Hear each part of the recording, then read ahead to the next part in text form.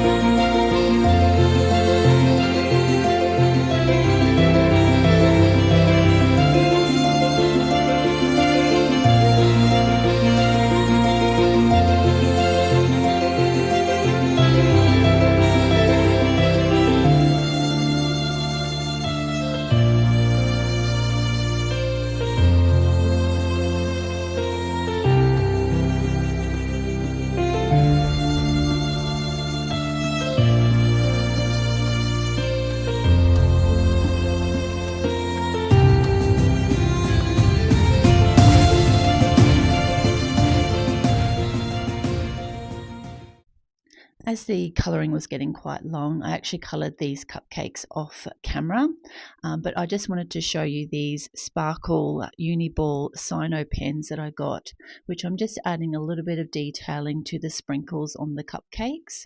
It just adds this beautiful sparkle shine, which I'll just bring it up to the camera and just show you, just added that little extra sparkle to our card. I'll be doing an ink blended panel for our background today, and I'll be using my Distress Oxides in Peacock Feathers, Cracked Pistachio and Salvage Patina. I'm using my dome sponge applicators and working in circular motion so I get a nice smooth blend between all my colours. So I'm just going between the Peacock Feathers and Cracked Pistachio first, and because my Peacock Feathers is a little juicy, I do dab some of the ink off onto my glass mat just to make sure I'm not putting too much ink on. Then I've just grabbed a piece of scrap printer paper so I don't get any fingerprints on my other section of ink blending while I work on my Salvage Patina and Cracked Pistachio blend.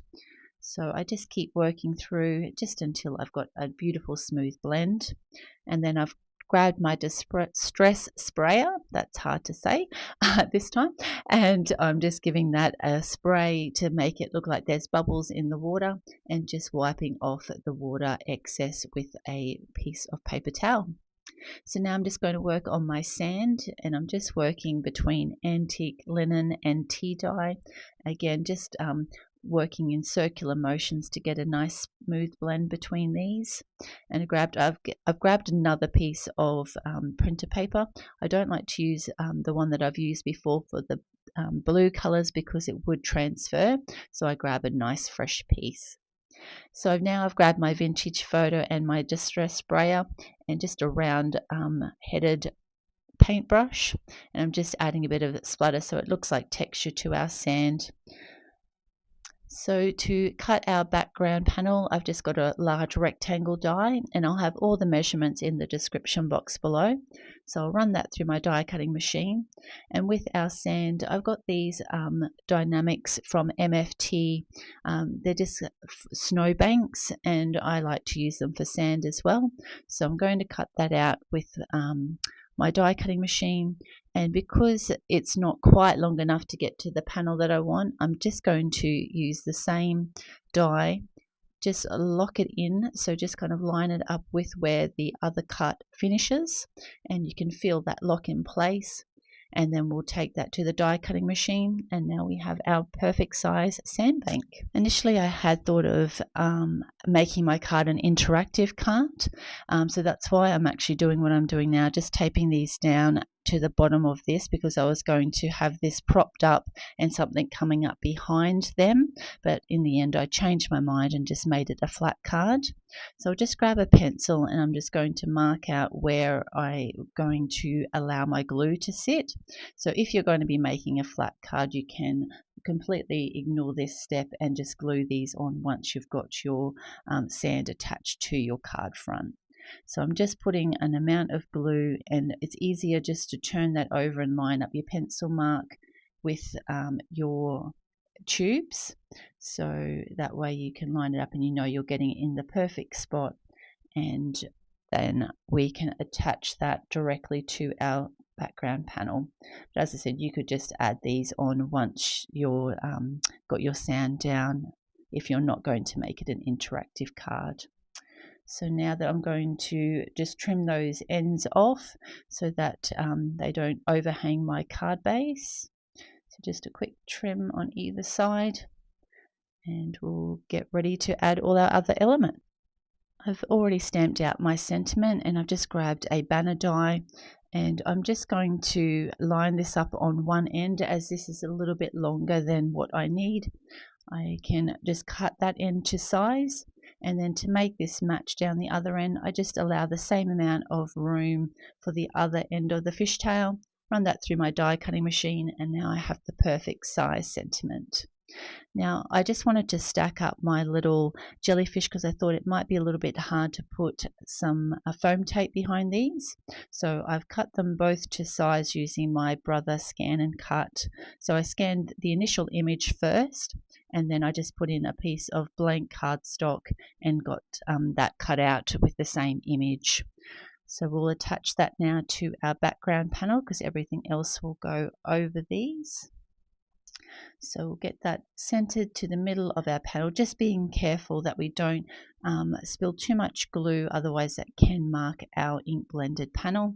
And we'll just give that a good press down so that's secure. So I've roughly placed out where I want all my elements on my card front. Now I'm wanting the cupcakes tower to kind of be partially over my present. So I've just added glue to the present and added that directly to the card base. And then with the cupcake tower, I'm just putting some foam tape so it kind of sits a bit over and above our present, but doesn't block that from view. So now with our first mermaid with her little balloon, I'm just adding some foam tape and just popping it in all the strategic spots just to make sure she's fully supported once she's attached to the card front. So we'll get all the release paper taken off and we'll get her attached to the card front, just floating there with her balloon.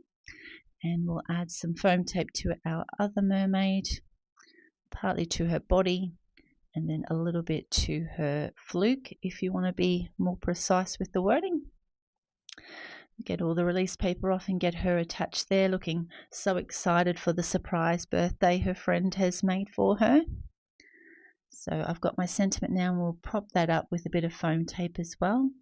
So initially I'm just going to eyeball where this sits, and then I'll grab out my T-ruler and just make sure that it is centered on either side. We'll check the other side and that looks pretty good. So I'm happy with that, so I'll give that a good press down and we'll get ready to attach to our card front. I've already cut and scored a blue card base, and I'll have all the measurements in the description box below. I've added the glue to the base of my card front, and I'm just lining that up to make sure that it's even on all four sides.